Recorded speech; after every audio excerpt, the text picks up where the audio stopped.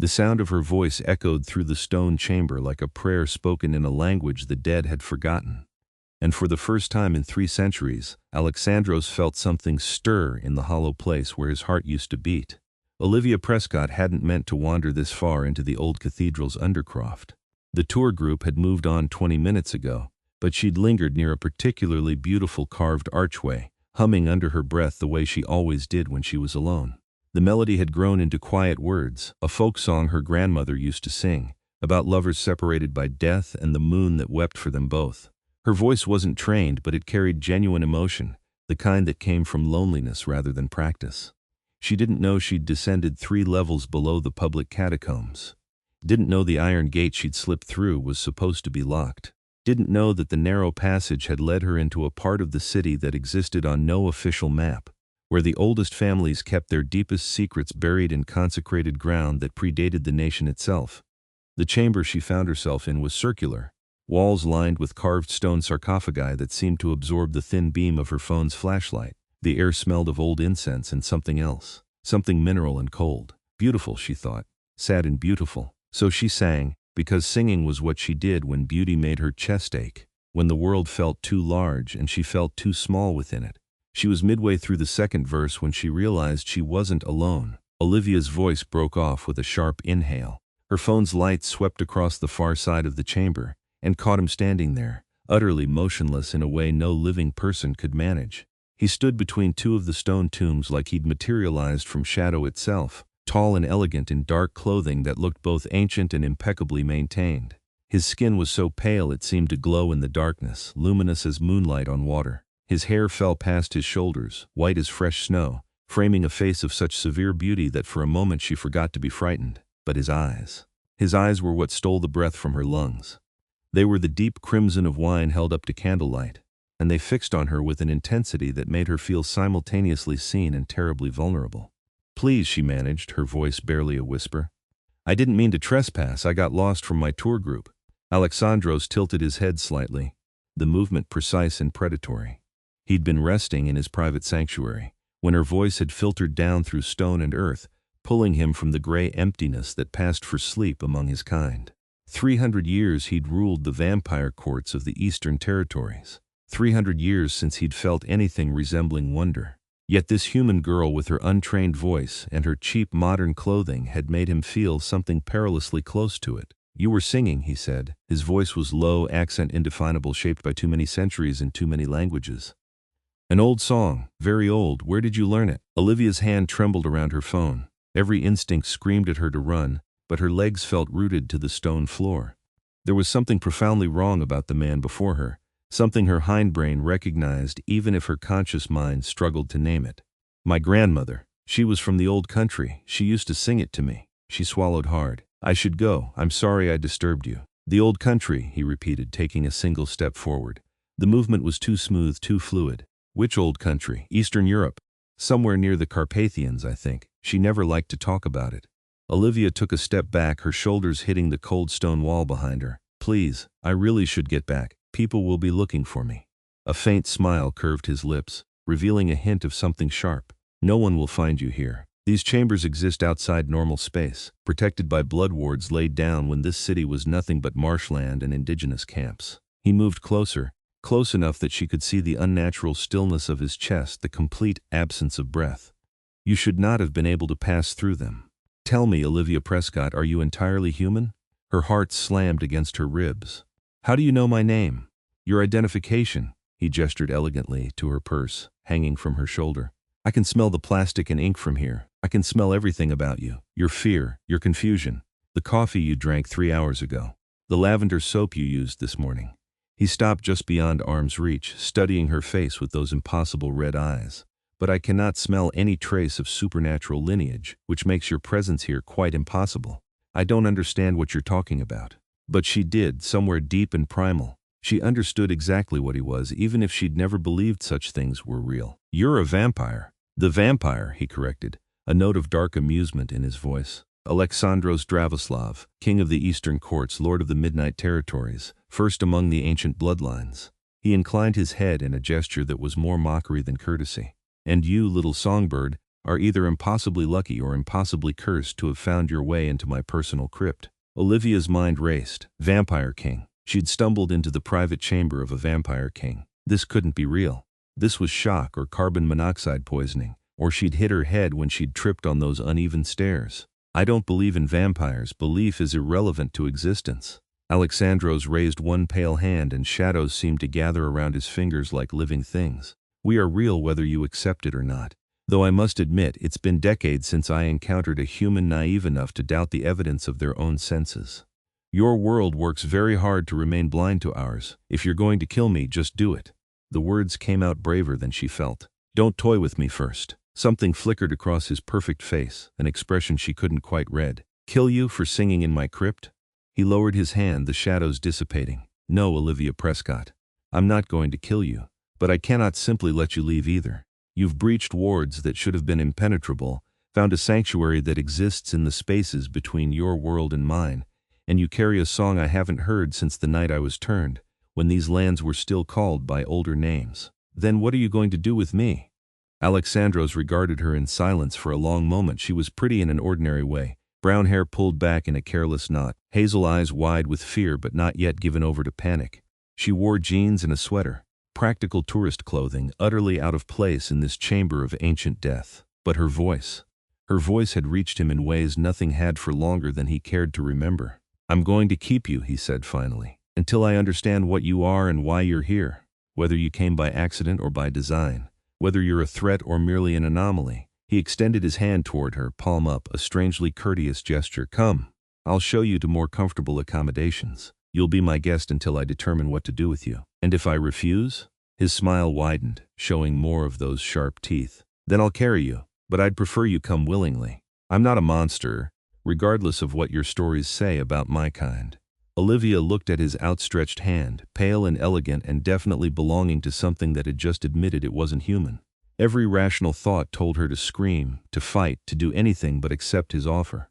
But she was already trapped, already caught in something far beyond her understanding, and there was something in his eyes that wasn't quite cruelty. Curiosity, perhaps. Interest. Maybe even a shadow of loneliness that matched her own. She took his hand. His skin was cool, not cold but noticeably absent of human warmth. His fingers closed around hers with careful gentleness, as though he was very aware of his own strength and how easily he could break her. A wise choice, he murmured. Come. Let me show you the world beneath the world, the kingdom you've accidentally invaded.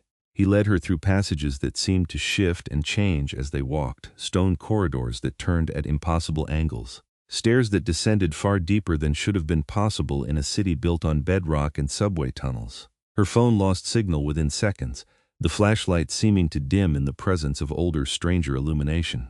Torches burned in iron sconces along the walls, but the flames were tinged with blue and they cast no heat. How far down are we going? She asked, her voice echoing strangely in the narrow space. Down is a relative term in these passages. We're moving sideways as much as we're descending, slipping through the cracks between the human city and the vampire realm that exists parallel to it. He glanced back at her, his white hair catching the blue flames and seeming to shimmer. Every major city in the world has such places. Hidden courts where my kind have lived for centuries, millennia in some cases. We were here before your ancestors built their first settlements, and we'll be here long after their descendants have crumbled to dust. That's not ominous at all, Olivia muttered. To her surprise, he laughed. It was a rich sound, genuine despite his inhuman nature. I forget how unsettling this must be for you. Humans generally don't discover our existence unless we choose to reveal it, and those who do rarely live long enough to grow comfortable with the knowledge. You're really not helping your case here. No, I suppose I'm not. He pushed open a heavy wooden door and warm light spilled into the corridor. But I find I want to be honest with you, Olivia Prescott. You've already seen too much for comforting lies to be of any use. The chamber beyond was nothing like the cold stone crypt where she'd found him. It was a library, vast and impossibly luxurious, with floor-to-ceiling shelves packed with books in a dozen different languages. Rich carpets covered the floor, deep red and midnight blue, with patterns that seemed to shift when she looked at them directly. Heavy furniture clustered near a fireplace where real flames danced, casting amber light that actually felt warm. Paintings hung on the walls between bookshelves, old portraits in elaborate frames, depicting pale figures in historical dress, all with that same white hair and those same predatory eyes. "This is your home?" she asked, stepping carefully into the space. "One of them. I have residences throughout the territory, but this is where I come when I want solitude." He released her hand and moved to a side table where crystal decanters held liquids of various colors. "I can offer you wine, though I'm afraid the selection is rather old. I haven't entertained human guests in quite some time." Olivia wrapped her arms around herself, suddenly aware of how surreal this situation had become. Less than an hour ago she'd been a tourist in a cathedral. Now she was accepting wine from a vamp king in his hidden library. "This is insane. This can't be real." Aleksandros poured 2 glasses of deep red wine, held one out to her. "The denial stage is normal, it will pass." When she didn't take the glass, he sighed and took a sip from it first. "Not poisoned, not drugged, simply wine, though vintage enough that your world would consider it priceless." He offered it again.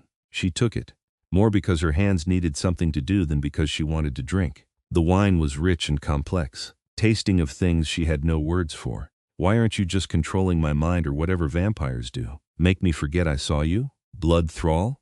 He settled into a high-backed chair near the fire, gestured for her to take the seat opposite. "It's possible, though crude. But I cannot thrall what I don't understand, and there's something about you that resists easy categorization."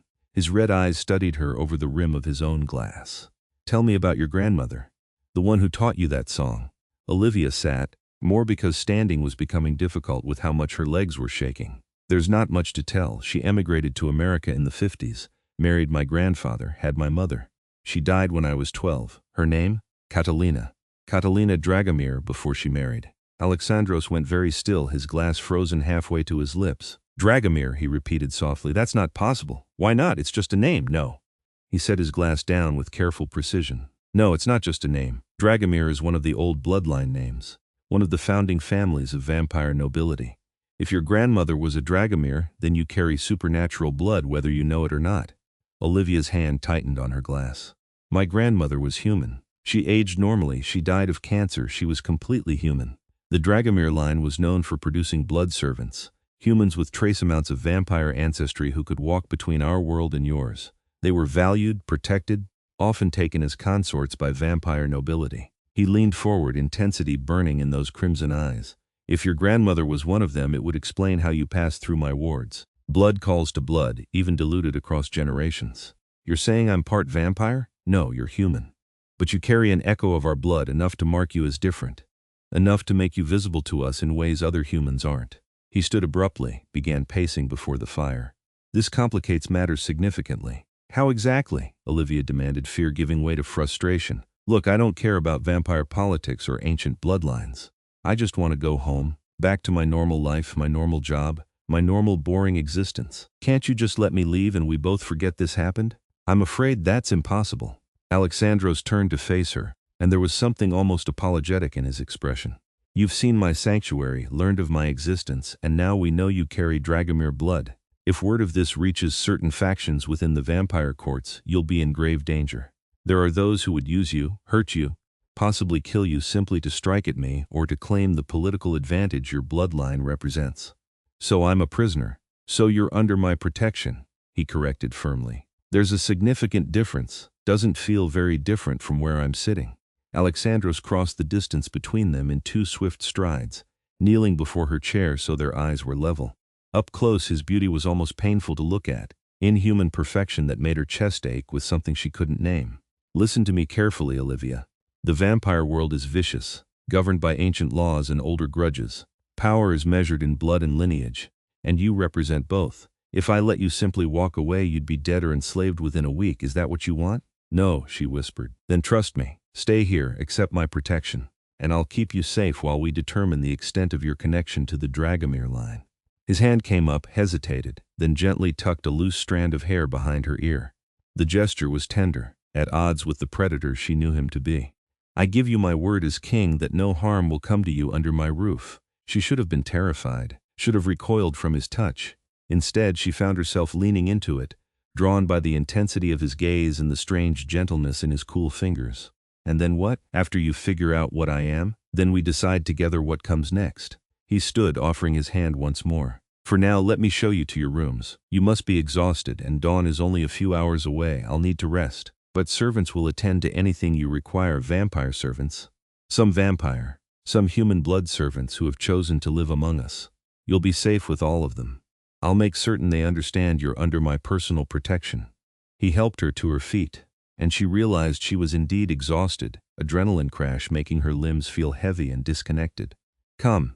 There's a suite prepared for honored guests. It hasn't been used in decades, but it should still be comfortable." He led her through more passages, these ones lined with rich tapestries and lit by those strange blue flames. They passed other vampires, all of them pale-skinned and white-haired, all of them stopping to stare at her with eyes ranging from crimson to amber to ice blue. Some bowed to Aleksandros, others merely watched with predatory interest that made her press closer to his side. "They can smell the Dragomir blood on you," he explained quietly. "Word will spread quickly through the court. By tomorrow night, everyone will know I'm harboring a human with old bloodline connections.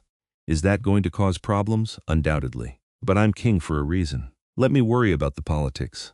He stopped before an ornate door, pushed it open to reveal a suite of rooms that looked like they belonged in a European palace. Rich fabrics, antique furniture, a four-poster bed piled with silk and velvet. A fire already crackled in the fireplace, filling the space with warm light and gentle heat. "Your chambers. There's a bathing room through that door, a wardrobe with clothing that should fit you, though the styles may be somewhat outdated. I'll have modern garments brought tomorrow evening." Olivia stepped into the room, turned to face him. "Why are you being kind to me?" Aleksandros lingered in the doorway, and for a moment something vulnerable flickered across his features. "Because you sang in my crypt," he said softly. "Because your voice reached me in ways nothing has for 3 centuries. Because you remind me that beauty still exists in this world, even in the darkness." He inclined his head. "Rest well, Olivia Prescott. We'll speak more when night falls again." He closed the door before she could respond, leaving her alone in the too beautiful room with her racing thoughts and pounding heart. Olivia didn't think she'd be able to sleep, but exhaustion pulled her under almost the moment she collapsed onto the bed. She woke to the sensation of movement in the room, sat up with a gasp to find a young woman setting a tray of food on a nearby table. The woman looked human, no pale skin or red eyes, though she moved with practiced silence. "Sorry to wake you, miss," the woman said with a slight curtsy. "The king wanted to make sure you had breakfast. Or lunch, I suppose. It's nearly 3 in the afternoon." Olivia rubbed her eyes, trying to orient herself. Everything came rushing back: the crypt, the vampire king, the revelation about her grandmother's bloodline. "This is real. This is all actually real." The servant smiled sympathetically. "It's always a shock at first. I'm Marie, by the way. I'll be looking after you during your stay. If you need anything at all, just ring that bell by the bed and I'll come. You're human. Born and raised in the vampire courts, actually. My family has served the Dravoslav line for 6 generations. It's a good life, better than what I'd have had in the surface world." Marie poured tea from an elegant silver pot. "The king has been very generous to those who serve him loyally." Olivia climbed out of bed, realized she was still wearing yesterday's clothes. "I need to call someone, let people know I'm okay. My roommate will be worried." Marie's expression turned apologetic. "I'm afraid that's not possible, miss. No phones work down here, the wards interfere with signals. But the king has already sent someone to your residence to ensure your roommate believes you've gone on a last-minute trip. She won't worry." "He can do that? Just manipulate people?" "Blood thrall, miss. It's not permanent, just a gentle suggestion that makes things easier. Your roommate is fine, I promise."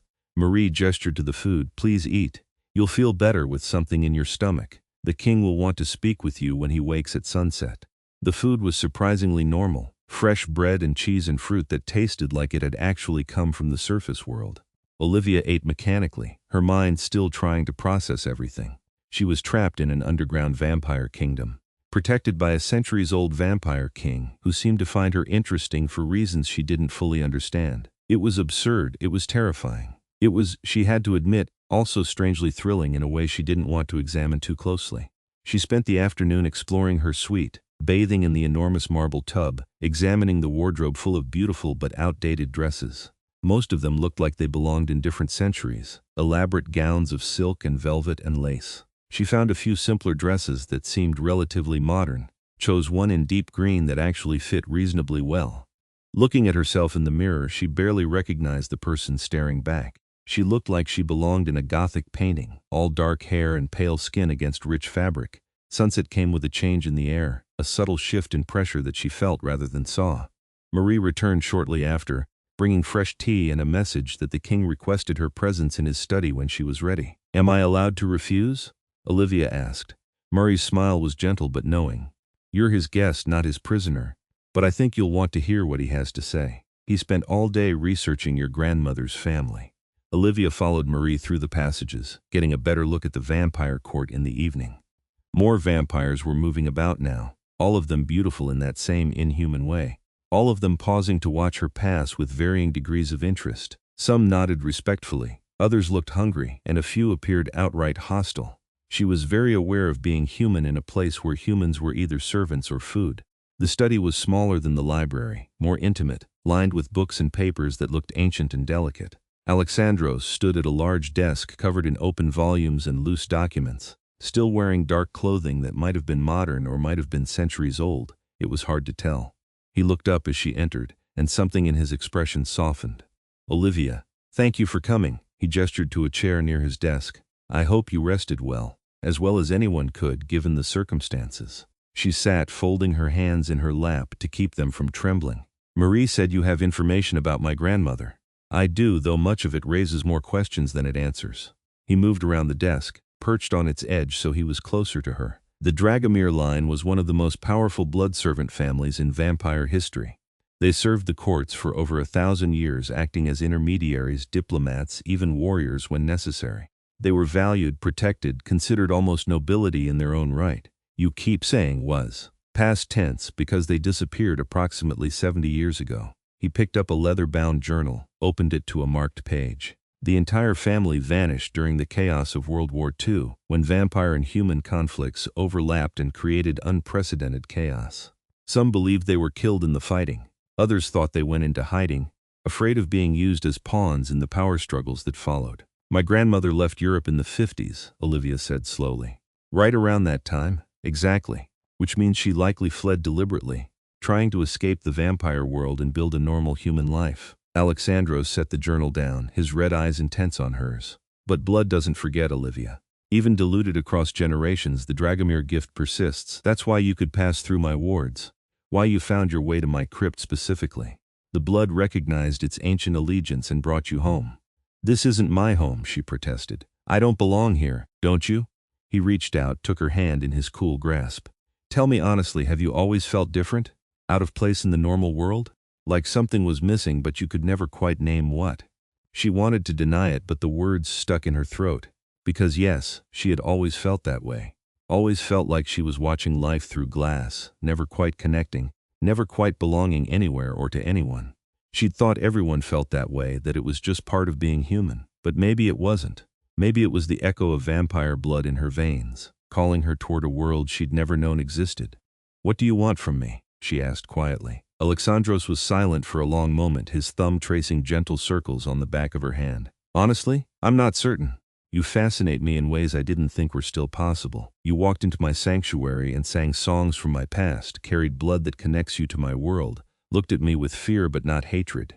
He lifted her hand, pressed his lips to her knuckles in a gesture that was courtly and tender. "I want to know you, Olivia Prescott. Want to understand what you are and what you might become. Is that so terrible?" Her breath caught at the feel of his cool lips against her skin. This was dangerous. Getting close to a predator, letting herself feel anything beyond fear. But there was something in his eyes, a loneliness that echoed her own, a hunger that wasn't entirely about blood. "And if I say no, if I demand you let me go, then I'll let you go," he said, and she believed him. "I'll have someone escort you back to the surface, cloud the memories enough that you can return to your life. You'll forget vampires exist, forget you ever met me, and I'll ensure no harm comes to you from other factions." He released her hand, stepped back. "But I hope you won't ask that of me." "Not yet, why not?" "Because I think part of you wants to stay. Wants to discover this world, explore these connections to your heritage. Wants to see if the loneliness that's haunted you all your life might finally have a reason, a solution." He moved to a window that showed only darkness beyond, his reflection ghostly in the glass. "And selfishly, because your presence here has awakened something in me I thought long dead, hope perhaps. Or simply the desire to be near someone who sees me as more than just a king or a monster."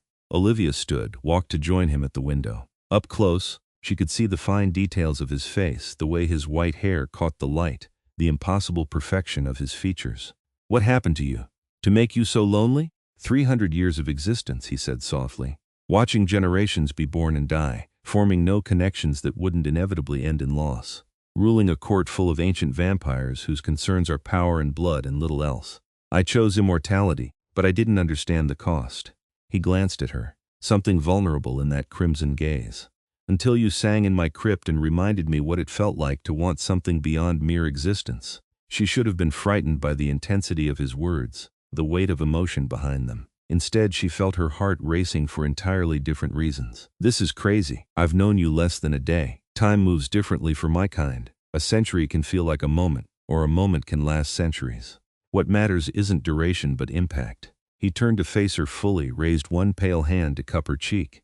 You've impacted me, Olivia, more than anyone or anything has in longer than I care to admit.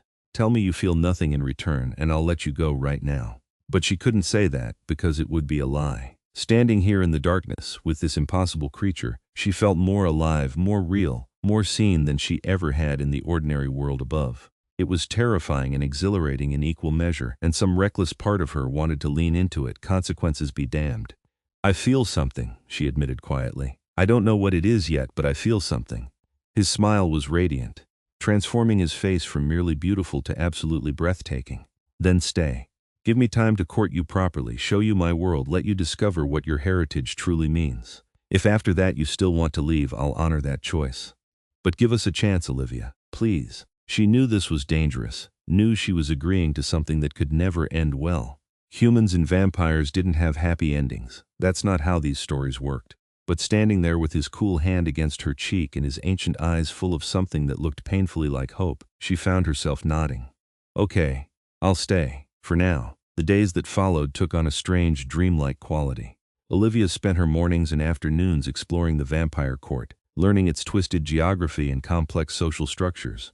Marie proved to be an invaluable guide, explaining the hierarchies and politics with patient detail. The court was vast, sprawling through chambers and passages that existed in impossible spaces beneath and beside the modern city. Hundreds of vampires called it home, from ancient nobility to relatively young vampires only a century or two old. She learned that vampire society was built on blood and lineage, with the oldest vampires holding the most power. Aleksandros was over 300 years old, which made him relatively young compared to some members of the council that advised him, vampires who'd walked the earth for a millennium or more. But he'd taken the throne through a combination of strategic brilliance and sheer force of will, earning respect even from those who'd existed far longer. She learned that vampires fed on blood but didn't need to kill to survive, that most of them had arrangements with willing human donors or blood servants who provided sustenance in exchange for protection and often genuine affection. The relationship between vampires and their blood servants was complex, part symbiosis and part devotion, bound by blood magic that created deep emotional and psychic connections, and she learned that her presence in the court was causing significant controversy. "The council wants to meet you," Marie said one afternoon while helping Olivia into yet another elaborate dress. This one was midnight blue, all silk and careful embroidery. They're concerned about what your Dragomir blood means politically. I still don't understand why it matters, Olivia said, holding still while Marie fastened tiny buttons up her back. My grandmother left this world behind decades ago, but the Dragomir line had power, influence, connections to multiple vampire houses. If you're recognized as a legitimate descendant, you could be used as a political tool, a way to forge new alliances or break old ones. Marie's fingers moved with practiced efficiency. Some factions want to control you, others want to eliminate you as a potential threat, and still others want to study you to see if the old blood gifts can be rekindled in your descendants. That's horrifying. That's vampire politics. Marie stepped back, examined her work with a critical eye. But the king won't let any of them touch you. He's made that very clear to the entire court. Olivia turned to face the mirror, barely recognizing the elegant woman staring back. Why is he protecting me so fiercely? I'm no one, nothing special. Marie smiled knowingly. I think you know the answer to that, miss. The king hasn't looked at anyone the way he looks at you in all the years I've served him. Whatever is growing between you, it's rare and precious, and everyone can see it. The council meeting took place that evening in a chamber far formal than Aleksandros' comfortable study. It was a vast circular room with a domed ceiling surrounded by tall thrones where the eldest vampires sat in judgment. Olivia felt tiny walking into that space, her hand tucked securely into the crook of Aleksandros' arm as he led her to the center of the chamber. Honored elders, Aleksandros said, his voice carrying easily through the space. May I present Olivia Prescott, descendant of the Dragomir blood servant line, guest under my protection and care. The vampires on their thrones leaned forward, studying her with eyes that glowed in various shades of red and gold. They were old, these creatures, so ancient that their very presence felt heavy, oppressive.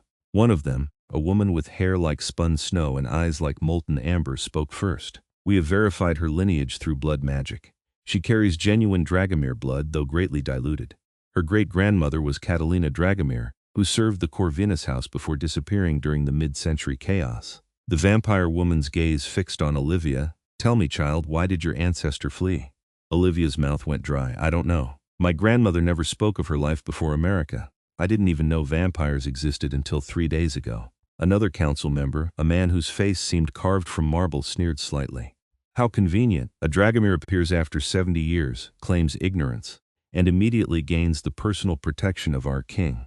Forgive me if I find the timing suspicious." "Councillor Matthias, you will speak of her with respect," Aleksandros said coldly, his hand tightening slightly on Olivia's arm. "She came here by accident, drawn by blood wards she didn't know existed. There's no conspiracy, no hidden agenda." "Or so she claims," Matthias retorted. "But the Dragomir line was known for cunning, for playing political games with a skill that rivaled our own. How do we know she's not a planted agent sent by rival factions to infiltrate your inner circle?" "Because I would know," Aleksandros said, his voice dropping to something dangerous. "I am not some fledgling vampire easily deceived. I've had 3 centuries to perfect my ability to read hearts and intentions, and I tell you she is exactly what she appears to be. A human woman with trace Dragomir blood who stumbled into my sanctuary by pure chance." "Then let us test her," the amber-eyed woman suggested. "Subject her to the old trials, see if she truly carries the Dragomir gifts or if she's merely a human with a famous name in her lineage." Olivia felt fear spike through her chest. "What trials?" "Tests of blood resonance," Aleksandros explained quietly, though tension radiated from him. "They want to see if you can channel the abilities your ancestors possessed. Prove you're genuinely connected to the old line rather than merely a distant relation. And if I fail, then the council will consider you irrelevant, no threat and no asset. You'll be allowed to return to the surface world with your memories intact but forbidden from ever returning." He looked at the council, challenge in his crimson eyes. "And if she succeeds, you will acknowledge her right to be here, under my protection, with no further questions about her legitimacy." The councillors exchanged glances, silent communication passing between ancient beings. Finally, the amber-eyed woman nodded. "Agreed. We will conduct the trials 3 nights hence, giving the girl time to prepare. If she demonstrates genuine Dragomir abilities, we will recognize her status and cease our objections to her presence here." Aleksandros bowed, the gesture somehow both respectful and mocking. "My thanks, honored council. I'm certain Olivia will prove herself worthy of her heritage." He led her from the chamber, his calm facade cracking only once they were alone in the passages beyond. "I'm sorry. I had hoped to spare you their scrutiny longer, give you time to adjust before subjecting you to their politics." "What happens if I fail these trials?" Olivia asked, her voice shaking. "Will they really just let me go?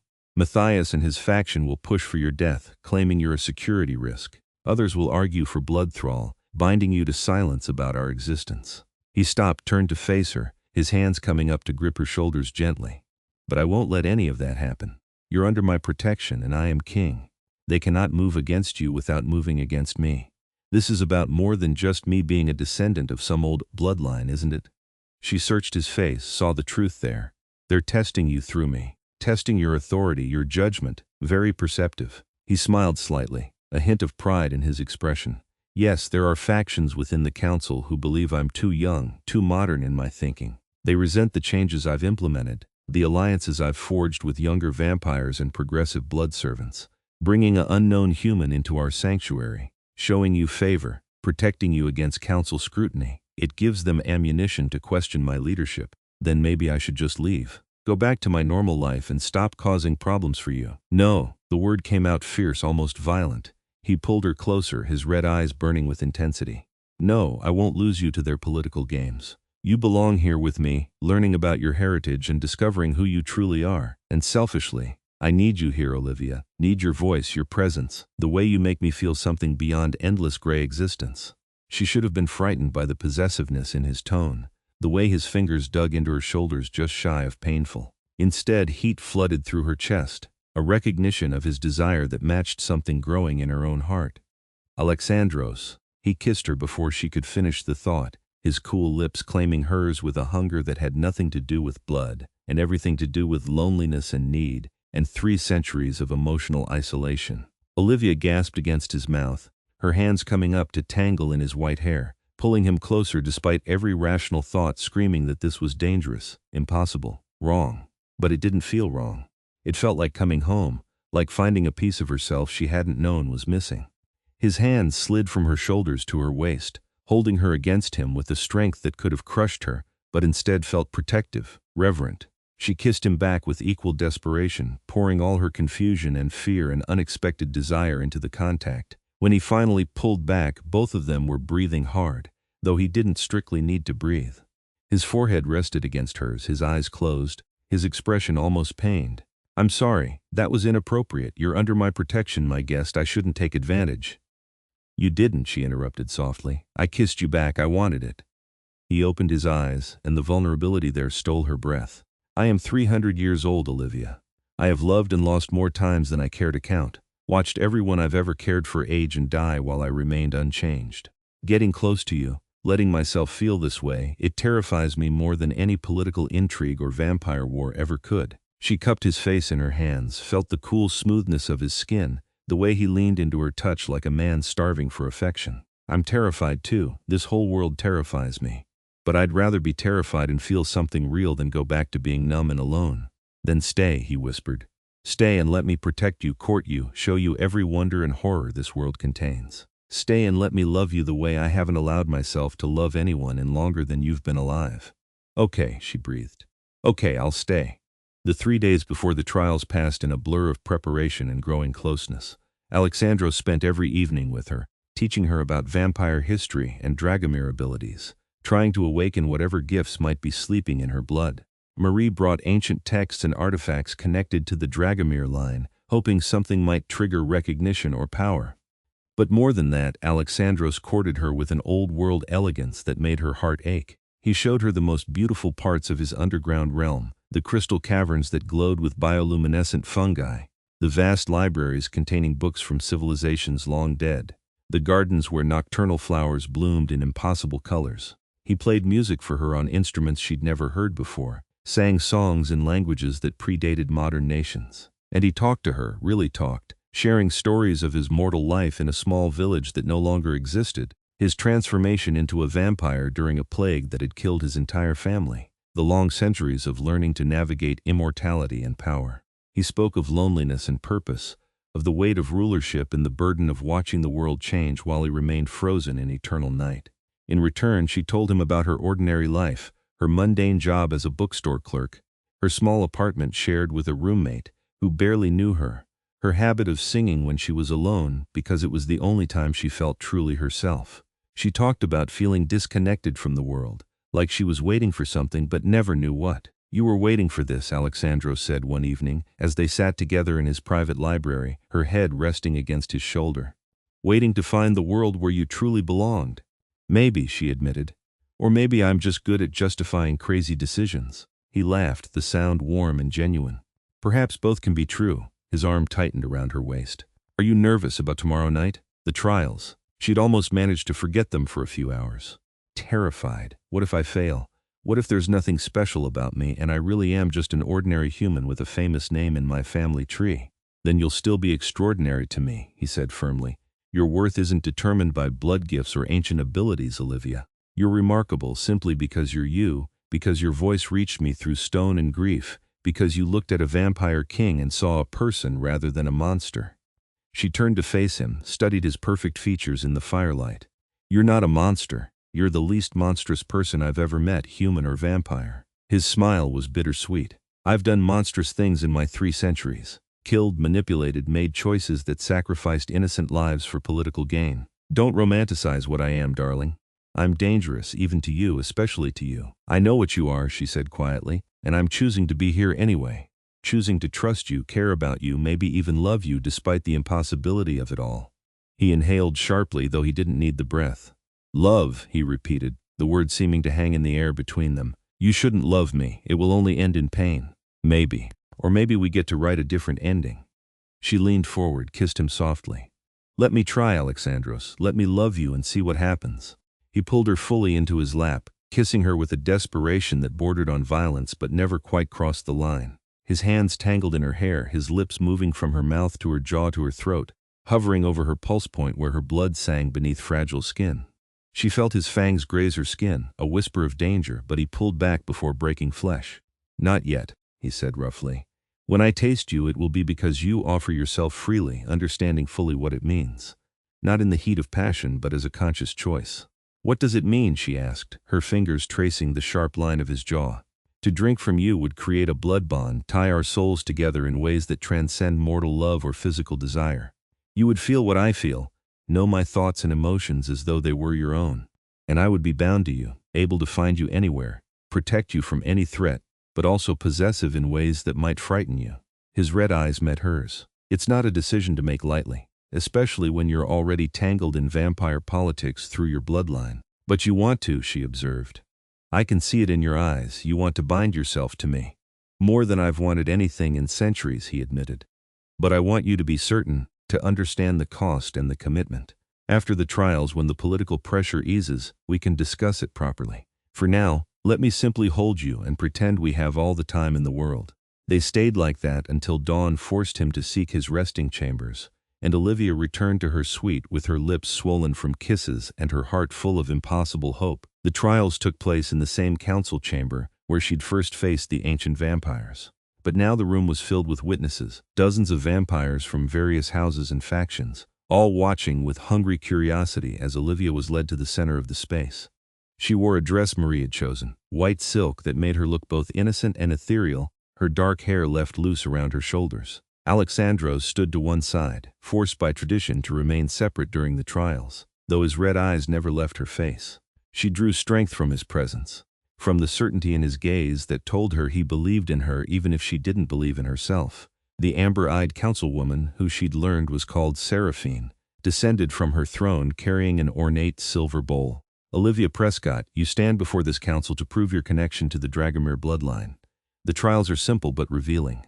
You will be tested on blood resonance, psychic sensitivity, and ancient knowledge.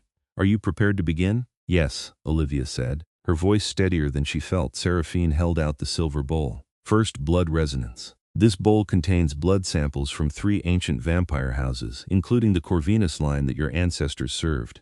If you truly carry Dragomir blood, you should be able to identify which sample belongs to Corvinus through touch alone."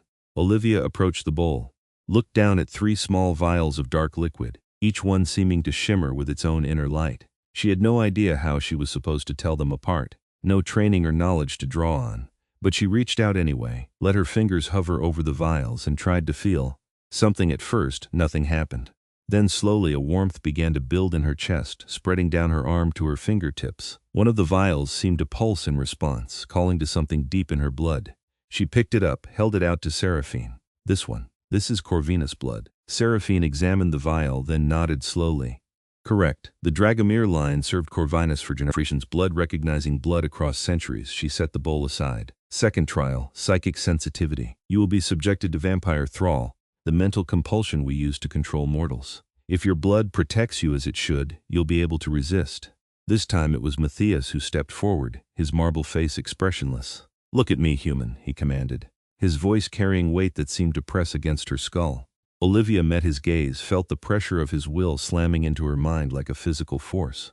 Images flooded her thoughts, commands to kneel, to forget, to obey. It was overwhelming, crushing, and for a moment she felt herself starting to buckle under the weight of his ancient power. But then something else rose up inside her, a barrier she hadn't known existed. It felt like warmth and defiance, like her grandmother's voice singing old songs, like generations of Dragomir blood servants who'd learned to walk among vampires without losing themselves. The pressure shattered against that barrier, dissipating like smoke. "No," she said clearly. "You don't control me." Matthias stepped back, something like respect flickering in his cold eyes. "Impressive. Few humans can resist vampire thrall, even with blood gifts to protect them." He glanced at Seraphine. "She passes the second trial. The final trial was the strangest." Seraphine produced an ancient book, its pages yellowed and delicate, covered in text written in a language Olivia had never seen. "This is a journal kept by your ancestor, Catalina Dragomir, the woman who fled our world in the 1950s. If you carry her blood strongly enough, you should be able to read it despite never having learned the language." Blood memory can transcend normal knowledge. Olivia took the book with trembling hands, stared down at the incomprehensible symbols. They meant nothing to her, just random marks on fragile paper. She was going to fail this trial, going to prove herself inadequate, going to. Then the symbols began to shift, rearranging themselves in her vision until they formed words she could understand. Not English, not exactly, but meaning that bypassed language entirely and went straight to comprehension. She began to read aloud, her voice shaking.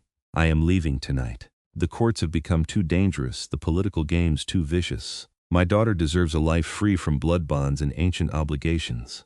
I know they will call me traitor, coward, deserter, but I choose her humanity over our legacy. I choose freedom over service. If any of my descendants ever read these words, know that I loved our people, but I loved my child more. May she never know the weight of vampire politics. May she live and die in blessed ignorance of what we were. Olivia's voice broke on the last words. Tears streamed down her face as the weight of her great-grandmother's choice settled over her. Catalina had given up everything, betrayed centuries of family loyalty, all to give her daughter a chance at a normal life. And in the end, that choice had led Olivia right back to the world Catalina had tried to escape. I'm sorry, she whispered to the memory of a woman she'd never met. I'm sorry I ended up here anyway. Silence filled the council chamber. Then slowly Seraphine began to clap. Other vampires joined her, the sound building until it echoed off the domed ceiling. Even Matthias inclined his head in acknowledgement. You have passed all 3 trials, Seraphine declared. The council recognizes Olivia Prescott as a legitimate descendant of the Dragomir line, carrying genuine blood gifts and heritage. You are welcome in our courts, and your presence under the king's protection is acknowledged as appropriate and proper. Relief flooded through Olivia so intensely she nearly collapsed. Aleksandros was at her side in an instant, moving with vampire speed to catch her before she fell. His arms wrapped around her, cool and strong and infinitely safe. You did it, he murmured against her hair. You were magnificent. I was terrified, she admitted, clinging to him. Bravery and terror aren't mutually exclusive. He lifted her easily, cradling her against his chest. Come, you've earned rest and celebration both. He carried her from the council chamber, ignoring the watching vampires and their speculative stares. Back in his private quarters, he settled her on a plush sofa before the fire, brought her wine and sat beside her with his arm around her shoulders. What happens now? She asked quietly. I've proved I belong here, but what does that actually mean for my life? It means you have choices, Aleksandros said. You can return to the surface world, live as a human with the knowledge of vampire society and the protection that comes from being recognized Dragomir blood. You'd be safe, able to call on me if you ever needed help, but free to build whatever life you choose. Or you stay here, in the courts, and explore what your heritage truly means. Learn the gifts that clearly run strong in your blood, discover the role the Dragomir line once played in vampire society. Perhaps even take up that role again if you chose, though I would never force it. He turned to face her fully, his red eyes intense. Or you could stay here with me, not as blood servant or political tool, but as my companion, my partner, my equal in all the ways that matter. Her heart hammered against her ribs. That's what you want? For me to stay with you? More than I have words to express. He took her hand, pressed it over the place where his heart rested silent in his chest. I know it's fast by mortal standards that we've known each other only days, but I've existed for centuries, Olivia, and I've never felt for anyone what I feel for you. You've awakened something in me I thought I'd lost, made me want things I'd given up hoping for. A companion who truly sees me. Someone to share eternity with rather than simply enduring it. Eternity, she repeated softly. You mean becoming a vampire, eventually if you chose. But not now, not for years or decades if you don't want. Blood servants can live extended lifespans through regular vampire blood exchange, aging much slower than normal humans while retaining their humanity. You could have a century or more to decide if you truly want immortality. His thumb stroked across her knuckles. I'm offering you time, Olivia. Time to explore this world, discover your gifts, and decide if you want to spend forever with me. No pressure, no demands, just possibility. She looked at their joined hands, his so pale against her olive skin, both of them trembling slightly despite his supernatural control. It was insane. She'd known him less than a week. By any rational measure, she should be running for the surface world, embracing the normal life her grandmother had tried to give her descendants. But there was nothing normal about the way her heart raced when he smiled at her, the way his voice made her feel safe even in the depths of a vampire court, the way his loneliness echoed her own in harmonies that felt destined rather than coincidental. Her grandmother had chosen to run from this world, but maybe that's exactly why Olivia needed to stay. Someone had to reclaim the legacy Catalina had abandoned, had to prove that humans and vampires could forge new bonds despite old fears. "I'll stay," she said firmly. "Not forever, not yet, but I'll stay and see where this leads. Learn about my heritage, explore these gifts, and yes, be with you while we figure out if what we feel is real or just the intensity of impossible circumstances." Aleksandros' smile was radiant, transforming his face in ways that made her breath catch. "Then, I need to give you something." He released her hand, reached into his pocket, withdrew a small velvet box. "This belonged to the last Dragomir blood servant to serve my house, a woman named Elena who died nearly 80 years ago. She was beloved by my father, treasured for her wisdom and strength. I think she would have wanted you to have it." He opened the box to reveal a delicate silver necklace, the pendant a carved moonstone that seemed to glow with inner light. "It's more than jewelry. The stone is enchanted to protect you from hostile magic, to mark you as under the Dravoslav protection, and to allow me to find you if you're ever in danger. Will you wear it?" Olivia nodded, too moved to speak. Aleksandros fastened the necklace around her throat with careful tenderness, his cool fingers lingering on her skin. The moonstone settled just above her heart, warm against her chest in defiance of its cool appearance. "Beautiful," he murmured, "though the necklace pales in comparison to the woman wearing it." She turned to face him, cupped his face in her hands. "Kiss me, please." He obliged with an intensity that stole her breath, pulling her into his lap so she straddled his thighs, her dress pooling around them in waves of white silk. His hands spanned her waist, holding her close while his mouth moved against hers with 3 centuries of experience and genuine emotion. She tangled her fingers in his white hair, kissed him back with all the desperate need that had been building since that first moment in his crypt. "Olivia," he breathed against her lips, "we should stop. I don't want to rush you." "Then don't rush me, but don't stop either." She kissed along his jaw, felt his sharp intake of breath that he didn't need. "I want this. Want you. Want to feel alive in ways I never have before." His control snapped with an almost audible crack. He stood with her still wrapped around him, vampire strength making her weight meaningless, and carried her to his chambers beyond the study. The room was elegant and dark, dominated by a massive bed draped in black silk. He laid her on it like she was something precious, his red eyes burning as he looked down at her. "Tell me if you want to stop," he said quietly. "Tell me if I frighten you or go too far. Promise me." "Olivia, I promise." She reached up for him, pulled him down to cover her body with his. "Now stop treating me like I'm fragile and show me what 300 years of experience feels like." He laughed, low and dark and full of promise. "As my lady commands." They made love with a passion that felt both desperate and reverent, his cool skin against her warmth, his strength carefully controlled to avoid hurting her fragile human body. He was an attentive lover, reading her responses with supernatural perception, driving her to peaks of pleasure she hadn't known existed. And when she finally shattered in his arms, crying out his name, she felt the moonstone pendant pulse with warmth like it was sealing their connection in magic as well as flesh. Afterward she lay curled against his side, her head on his chest where his silent heart rested. His fingers traced lazy patterns on her bare shoulder, and contentment radiated from him in waves she could almost feel. "I love you," she said quietly into the darkness. "I know it's too soon, I know it's crazy, but I love you." He stilled completely, then pulled her tighter against him. "I love you too. Have loved you since I heard you singing in my crypt, though I didn't recognize the feeling at first. 3 centuries made me forget what love felt like, how it transforms everything." He pressed a kiss to the top of her head. "You've given me back something I thought lost forever. Hope, purpose, the desire to face eternity because you'll be beside me." "Not forever yet," she reminded him with a smile. "I'm still human, still mortal, still figuring all this out. But you'll stay. You'll give us time to build something real." It wasn't quite a question, but she heard the vulnerability beneath. "I'll stay," she confirmed. "For as long as it makes sense, for as long as we both want this. No promises of eternity yet, but definitely promises of tomorrow and as many tomorrows as we can steal." "Then that will be enough," he murmured.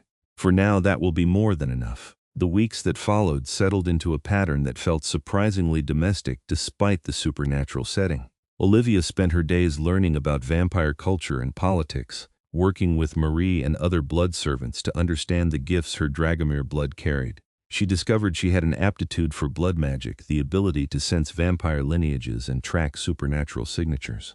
She learned the complex etiquette that governed vampire courts, the ancient laws that prevented their society from descending into chaos. And she continued to sing, her voice echoing through the underground halls and drawing vampires from across the court to listen. Music had power in the vampire world, she learned. It could soothe ancient rages, inspire loyalty, even influence emotional states through carefully crafted harmonies. Her grandmother's folk songs took on new meaning when sung in vampire courts, reminding the ancient creatures of their own lost mortality. Aleksandros courted her with old-world elegance and genuine devotion. He showed her every wonder his long existence had collected, taught her languages that had died centuries ago, shared secrets about vampire history that few humans had ever known. They talked for hours about everything and nothing, discovering unexpected common ground between human and vampire perspectives. He also introduced her to the political realities of his rule. The council meeting where she'd proved her bloodline had only been the beginning. There were factions within the court who resented his progressive policies, who wanted a return to the old ways of vampire supremacy and human subjugation. Others pushed for even more radical changes, arguing for full integration between vampire and human societies rather than the hidden separation that currently existed. It's a constant balancing act, Aleksandros explained one evening as they reviewed petitions from various vampire houses. Push too hard for change and the old guard rises up in rebellion. Move too slowly and the young vampires grow restless, seeking more violent solutions. How do you stand it? Olivia asked, reading through a particularly dense legal document about blood servant contracts. The endless politics, the constant pressure?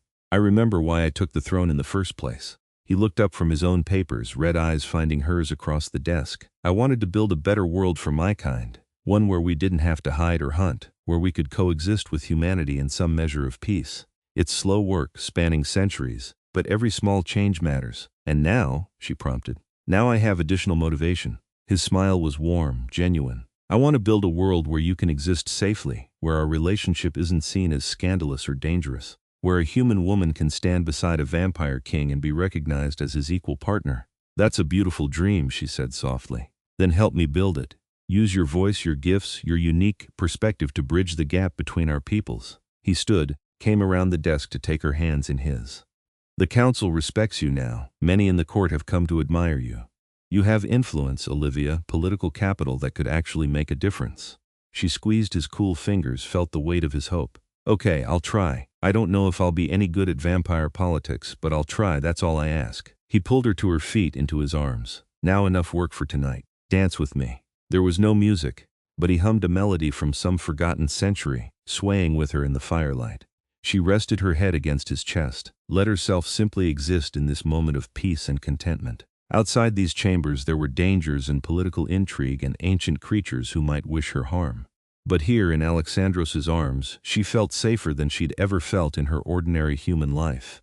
The attack came 3 months after her arrival in the vampire courts, sudden and vicious. Olivia was walking through one of the garden chambers, admiring the night-blooming flowers, when shadowy figures materialized from the darkness. They moved with vampire speed, surrounding her before she could even scream.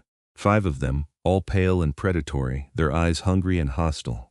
The king's pet human, one of them hissed, walking around like she owns these halls, corrupting our ruler with her mortal weakness. Olivia's hand went to the moonstone pendant at her throat, felt it pulse with warmth. I'm under Aleksandros' protection. The council acknowledged my right to be here. If you touch me, you're committing treason. The council is weak, corrupted by centuries of complacency. The vampire who spoke seemed to be their leader, a woman with ice-blue eyes and a cruel smile. We represent the old faction, those who remember what it means to be truly vampire. We don't negotiate with humans, don't court them or love them. We rule them, feed on them, and when they forget their place, we remind them. She lunged forward, fangs bared, clearly intending to tear Olivia's throat out. But the moment her hand touched the moonstone pendant, she screamed and jerked back, her flesh smoking where it had made contact. The protective enchantment Aleksandros had mentioned finally activated. You little bitch, the vampire snarled. No matter. Enchantments can be overcome, and we have numbers on our side. The 5 vampires advanced together, and Olivia knew the pendant's protection wouldn't be enough against all of them. She opened her mouth to scream for help, but something else emerged instead. A song. Not words, just pure sound. A harmony that vibrated with power her Dragomir blood had never accessed before. The vampires stopped in their tracks, hands flying to their ears. The sound seemed to physically pain them, disrupting whatever dark magic animated their undead bodies. Olivia kept singing, the melody growing stronger, more complex, channeling generations of blood servant magic through her voice. Then Aleksandros was there, materializing from shadow with a fury that made the air itself seem to tremble. He moved through the hostile vampires like a vengeful god, impossibly fast and absolutely lethal. Within seconds, all 5 of them were on the ground, throats torn out, already dissolving into the ash that was true vampire death. Olivia. He was at her side instantly, his hands on her face, her shoulders, checking for injuries. Are you hurt? Did they touch you? I'm fine, she managed, though she was shaking violently. The pendant protected me, and then I sang, and you came. I felt your fear through the blood bond the moment they appeared. I was in a council meeting 3 levels away, and I simply left, protocol be damned. He pulled her against his chest, held her so tightly she could barely breathe. I should have been with you. Should never have left you unprotected. You can't be with me every moment, she pointed out, though she was clutching his shirt with white-knuckled hands. And I'm okay. I defended myself, mostly. You shouldn't have to defend yourself in my own court. He pulled back enough to look at her face, and his red eyes burned with a rage she'd never seen before. This is the old faction, the conservatives who want me off the throne. They went after you to hurt me, to prove I'm weak for caring about a human. What will you do? Root them out completely. Show them exactly why I've held this throne for 3 centuries despite my relative youth. His expression was grim, predatory in ways that reminded her he was very much a vampire beneath the civilized exterior. No one threatens what's mine and lives to boast of it. He called an emergency council session within the hour. Olivia stood beside his throne, the moonstone pendant visible at her throat, while he faced the assembled vampires with cold fury radiating from every line of his body. 5 members of the old faction attempted to murder my consort tonight, he announced, his voice carrying easily through the vast chamber. They failed, but their attempt reveals a cancer within our court that must be excised immediately. Matthias, who led the conservative faction on the council, stood carefully. My king, while I deplore the attack on your human, surely you recognize that your relationship with her has caused significant unrest among traditionalists. Perhaps a more measured response. Measured? Aleksandros' laugh was cold and sharp. They tried to kill her, Matthias. Not challenge her politically, not protest her presence, but actually murder her in my own halls. That's not political dissent, that's treason, and it will be answered with appropriate force. Then let me volunteer to help hunt them down, Olivia said quietly, and every vampire head in the chamber swiveled to stare at her. She stepped forward, standing tall despite her fear. I carry Dragomir blood, which means I can track supernatural signatures, identify vampire lineages. Use me to find every member of this old faction conspiracy, and I'll help you root them out before they can strike again. Aleksandros looked at her with a mixture of pride and concern. You don't have to do this. Yes, I do. They attacked me to get to you, to undermine your rule. Let me help you respond. She turned to face the council, met their ancient gazes without flinching. My grandmother ran from this world because she thought humans couldn't survive in it. But I'm not running.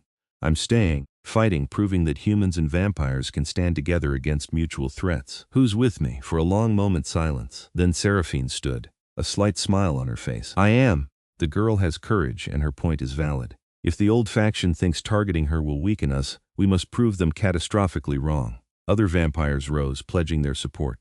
Not all of them, not even most, but enough to show that Olivia's words had struck a chord.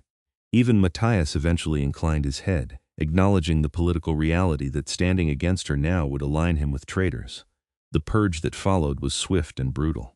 Using her Dragomir gifts, Olivia could sense the blood signatures of the conspirators, tracking them through the warren of underground passages.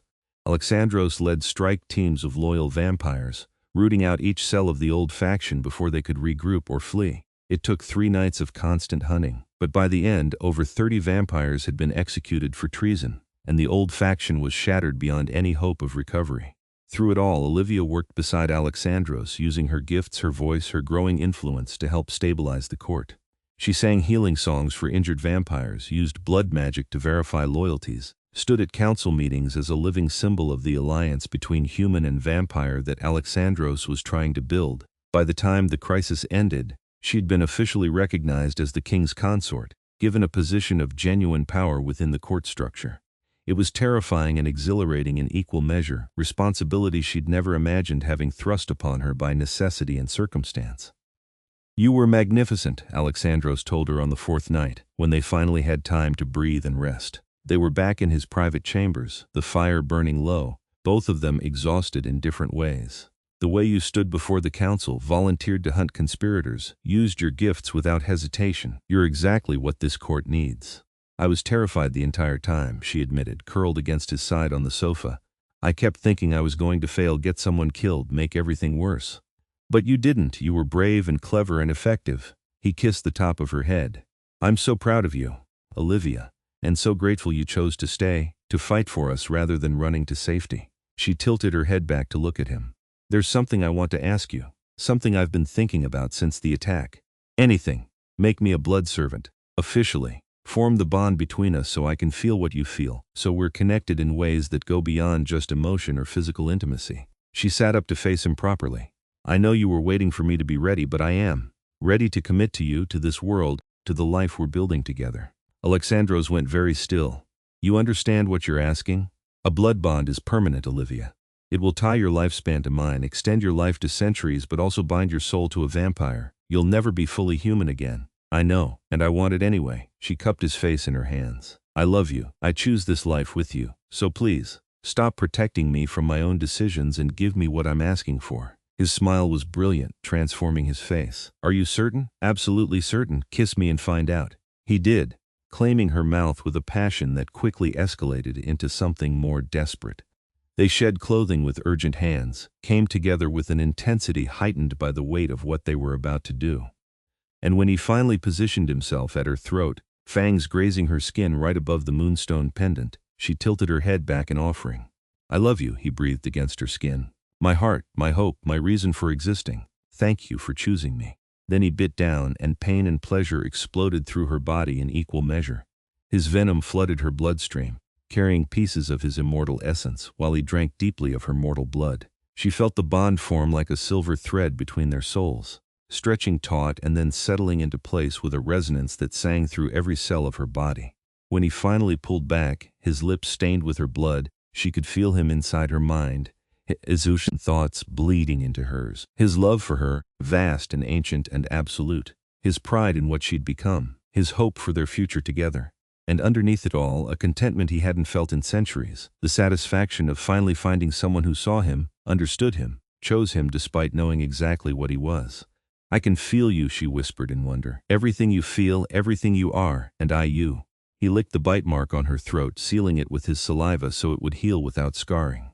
You're mine now, Olivia, my blood servant, my consort, my partner in all things. Bound to me for as long as your extended lifespan lasts, possibly for eternity if you eventually choose transformation. Yours, she agreed, pulling him down for another kiss. And you're mine, my vampire king, my impossible love, my choice and my future. They made love again with the blood bond singing between them, each touch magnified by the ability to feel what the other felt. It was overwhelming and perfect and absolutely right. The culmination of everything that had started when she'd wandered into his crypt and sang old songs in the darkness. The months that followed were among the happiest of Olivia's life. The blood bond settled into comfortable rhythm, letting her sense Aleksandros' presence even when they were apart, share his emotions without being overwhelmed by them. She continued to develop her Dragomir gifts, becoming an invaluable asset to the court as a mediator, investigator, and eventually as an advisor on human-vampire relations. She also continued to sing, her voice becoming famous throughout the vampire territories. Other courts requested her presence for diplomatic gatherings, and she found herself traveling to vampire sanctuaries across the country, always with Aleksandros at her side, or a contingent of guards he trusted completely. Her human life faded into distant memory. Her roommate had been thoroughly thrilled into believing Olivia had moved across the country for a new job. Her family received occasional phone calls and emails, carefully crafted to maintain the illusion of her continued normal existence. It should have bothered her more, but the truth was that she'd always felt disconnected from that life. Here, in the vampire world, she'd finally found where she belonged. On the one-year anniversary of the night she'd stumbled into Aleksandros' crypt, he took her back to that original chamber for a private celebration. The space looked exactly as it had that first night, stone sarcophagi and blue flame torches, though now she understood the protective wards that kept it hidden from casual discovery. Do you remember what you were singing? Aleksandros asked, his arm around her waist as they stood in the center of the circular room. The old folk song my grandmother taught me, about lovers separated by death and the moon that wept for them. Sing it again. Please, let me hear the song that changed everything. So she sang, her voice filling the stone chamber with the ancient melody. But this time she wasn't alone and afraid in the darkness. This time, she was held in the arms of the vampire who loved her, surrounded by the world she'd chosen, using gifts she'd learned to master. The song took on new meaning, no longer about separation and loss but about finding each other across impossible divides. When the last note faded, Aleksandros turned her to face him. "I have something for you." He reached into his pocket, withdrew a small box. "Before you worry, this isn't what you think. I know you're not ready for that particular question yet." He opened the box to reveal a ring, but not an engagement ring. It was a signet ring, heavy silver with a carved stone bearing the Dragomir family crest. "This belonged to Elena, the last Dragomir blood servant before your grandmother fled. She was my father's most trusted advisor, a woman of incredible strength and wisdom. When she died, my father was heartbroken, and he swore no one would ever replace her." Aleksandros lifted the ring from its velvet nest, held it up to the torchlight where it gleamed with age and history. "But I think he would have loved you, Olivia, would have recognized in you the same courage and integrity that made Elena so remarkable. This ring represents more than just your bloodline. It represents a legacy of service, of bridge building between our species, of strength in the face of impossible odds." He took her hand, slid the ring onto her finger. It fit perfectly, settling into place like it had been made for her. "I give you this as recognition of everything you've become. Not just my consort, but a leader in your own right, a voice for change in our courts. The woman who's helping me build the future I've always dreamed of." Olivia looked at the ring, felt the weight of history and expectation it carried. A year ago, she'd been nobody, a lonely bookstore clerk with no real connections or purpose. Now she wore a signet ring that marked her as something between human and vampire, a bridge between worlds, a woman with real power and responsibility in an ancient supernatural society. "Thank you," she said softly. "For this, for everything, for seeing potential in me that I never saw in myself. The potential was always there. I simply gave you space to discover it." He cupped her face in his cool hands. "I love you, Olivia Prescott, my songbird, my consort, my partner in rebuilding this world into something better than what came before. Whatever future we face, we'll face it together." "Together," she agreed, and kissed him in the crypt where their story had begun. They stayed there for a while, holding each other in the darkness, before finally returning to the court and the responsibilities that awaited them both. There would be more challenges ahead, Olivia knew. More political struggles, more threats from factions that resented the changes they represented. The path they'd chosen wasn't easy, and there were no guarantees it would ultimately succeed. But for the first time in her life, she felt genuinely happy, genuinely seen and valued and loved. She'd found her purpose, her place, and the person she wanted to spend eternity beside. Everything else was just details to be worked out along the way. And so she walked back into the vampire court beside her king, ready to face whatever came next, secure in the knowledge that she was exactly where she was supposed to be. The lonely girl who'd wandered into a crypt and sang old songs had become a woman of power and influence, a symbol of hope for a better future, and the beloved consort of the vampire king who'd listened in the darkness and chosen to love her in return. Their story wasn't finished, it was just beginning. And whatever chapters lay ahead, they would write them together, one night at a time, building something beautiful and strange and absolutely their own in the spaces between human and vampire worlds. Years later, when Olivia stood before the Vampire Council as an officially recognized ambassador to the human world, when she'd helped forge treaties that allowed limited integration between the species, when she'd proven beyond any doubt that humans and vampires could build meaningful partnerships based on trust and respect, she would still remember that first night. The night she'd gotten lost in a cathedral and found herself in a vampire's crypt. The night she'd sung an old song and caught the attention of a lonely king. The night her real life had finally begun, in darkness and danger and unexpected love. But that moment of remembrance was still years away. For now, there was simply the present, walking through underground passages hand in hand with Aleksandros, planning their next council session, discussing political strategies and diplomatic opportunities, occasionally stopping to kiss in shadowy corners like teenagers rather than a centuries-old vampire king and his blood-bonded consort. It was strange and wonderful and utterly right, and Olivia wouldn't have traded it for anything in the world, human or vampire. She'd found her home in the darkness, her purpose in the impossible, and her love in the arms of a creature who should have been her nightmare, but instead became her dream. And if her grandmother could see her now, Olivia hoped she would understand. Hoped she would recognize that sometimes running from your heritage wasn't the answer. Sometimes you had to embrace it, transform it, make it into something new and better than what came before. The Dragomir line hadn't ended when Catalina fled to America. It had simply been waiting, sleeping through a couple generations until Olivia could return to the vampire world and reclaim her legacy on her own terms.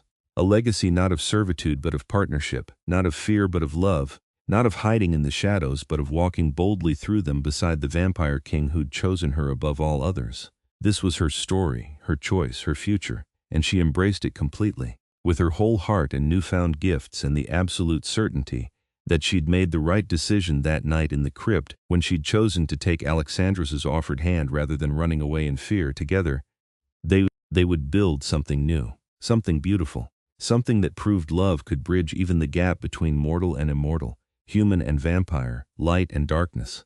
Together they were unstoppable, and that was exactly how it should be.